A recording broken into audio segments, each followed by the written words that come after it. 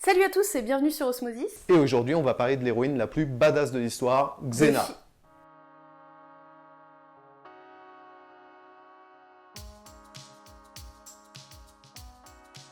Lara Croft and the Guardian of Light est un jeu d'action-aventure sorti le 18 août 2010 sur 360 et un mois plus tard sur PS3 et PC. On y incarne Lara Croft qui ressuscite accidentellement un ancien dieu aztèque, ainsi que le guerrier Totec qui est réveillé pour l'occasion.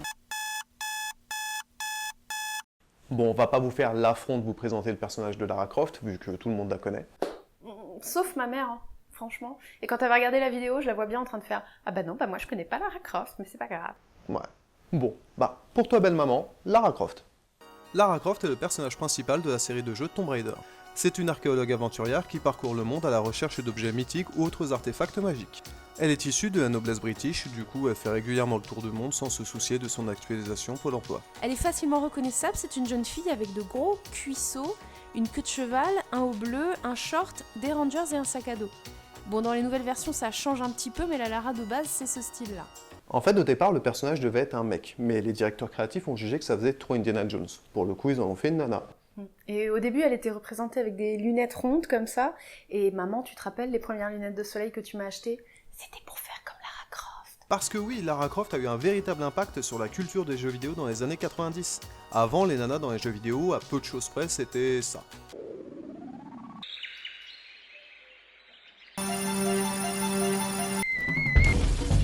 Et là, la meuf débarque, ses deux guns à la main, un short et en rangers, et se met à défoncer des ours et des T-Rex au calme. C'est une nana qui a fait des études, qui bosse, qui fait le tour du monde, qui crapahute sur des ruines, qui se bat, et non seulement elle n'est pas le faire-valoir d'un homme, mais en plus elle ne cherche pas spécialement l'amour, et elle le vit bien. Quand t'es une gamine entourée de stéréotypes et qu'enfin tu te mets à jouer une nana avec des bollocks pareils, c'est pouh. Bon, après, c'est un peu parti en couille et le service marketing l'a transformé en sex symbole. Heureusement, ils se rattrapent avec les dernières sorties où ils ont complètement remodelé le personnage qui continue d'affronter seul tous les dangers. Et ouais, parce qu'habituellement, Lara Croft, elle agit toute seule. Mais pas cette fois, ici elle est accompagnée par Totec.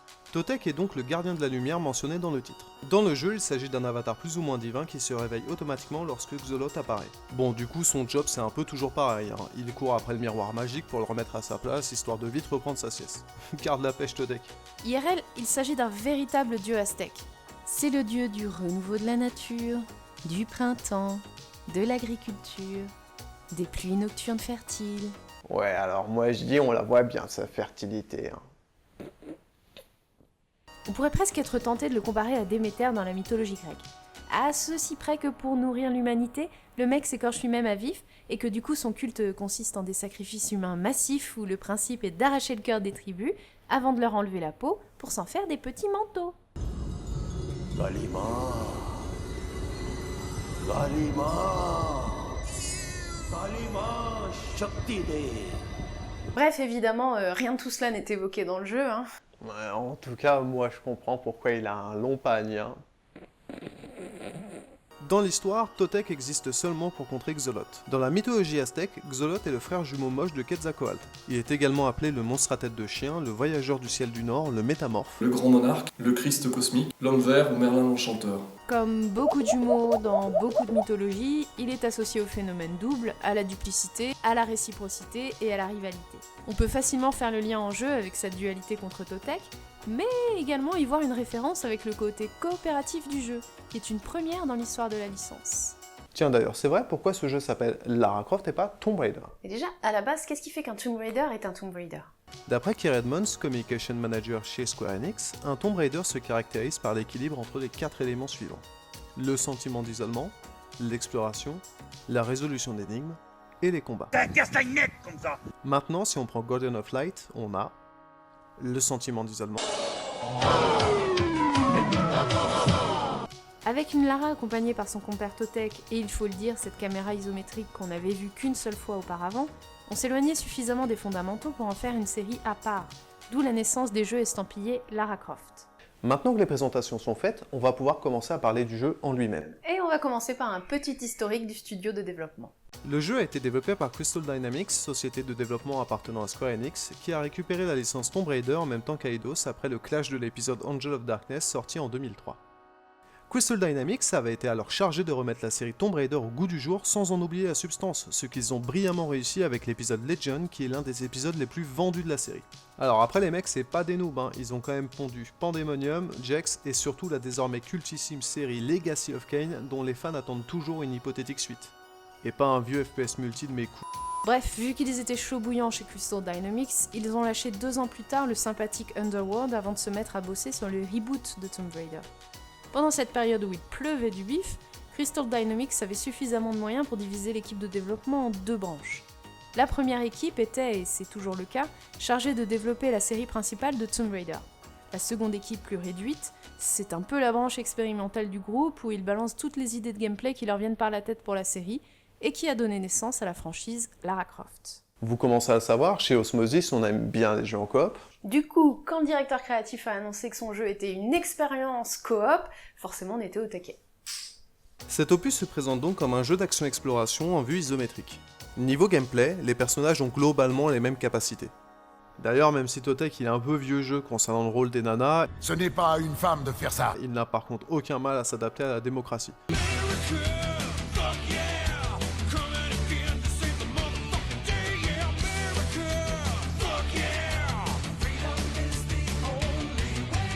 Comme dans un Tomb Raider classique, on explore les différents niveaux du jeu et on résout les différents puzzles qui nous sont proposés afin de progresser vers la zone suivante. Ces puzzles font généralement appel à l'équipement propre à chaque personnage. Lara peut ainsi utiliser son grappin afin d'escalader un mur ou de se balancer d'un rebord à l'autre, tandis que Totek peut se protéger des projectiles avec son bouclier. Mais il peut également s'en servir pour porter Lara et lui permettre d'atteindre des points en hauteur, ou planter sa lance dans un mur afin que Lara puisse s'en servir comme une plateforme de fortune. Dans le même ordre d'idée, le grappin de Lara est suffisamment solide pour supporter le poids de Totek, que ce soit pour traverser la fosse au crocodile ou pour l'aider à remonter une paroi. Ainsi, les énigmes et les puzzles proposés en jeu. Ouais, à mon avis, pour que ça tienne sur lui, elle doit accrocher un truc solide, hein. Allez, musique Allez.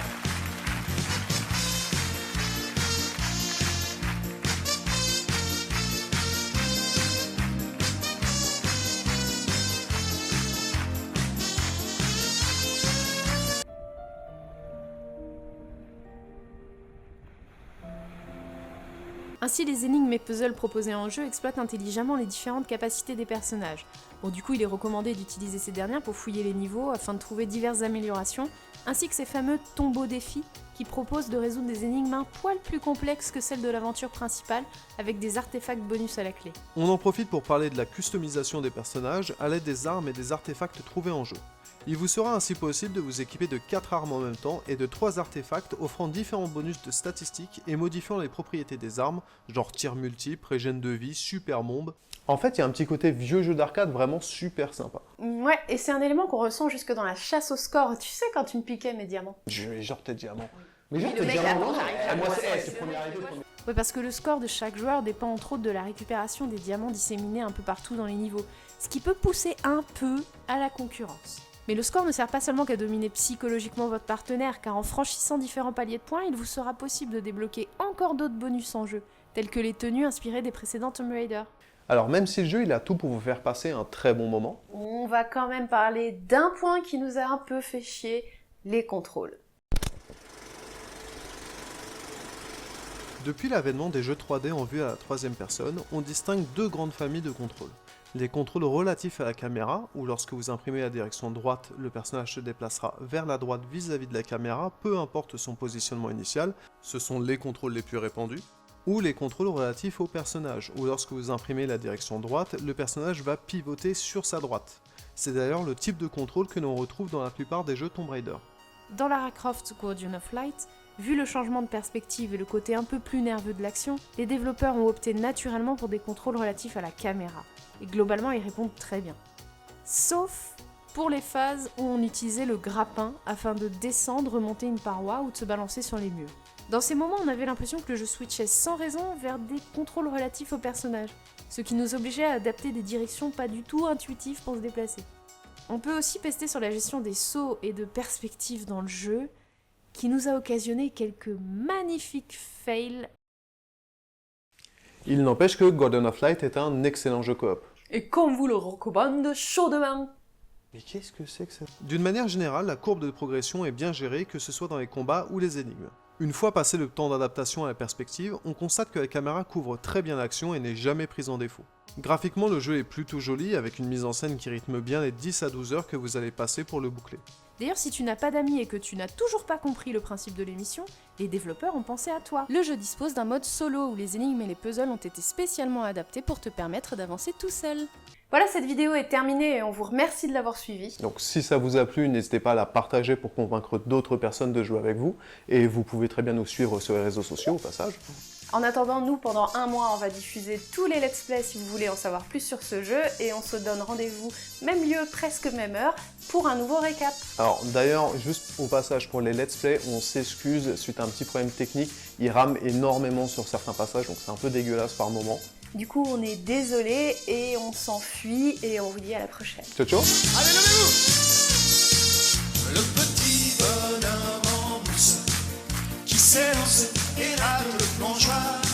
C'est comme la chanson douce que chantait ta maman le soir. La petite marionnette qui s'étale et qui s'entête. C'est l'enfance qui revient le soir où tu as du chagrin. Quand ta vie se traîne, quand t'as de la peine, quand personne t'aime.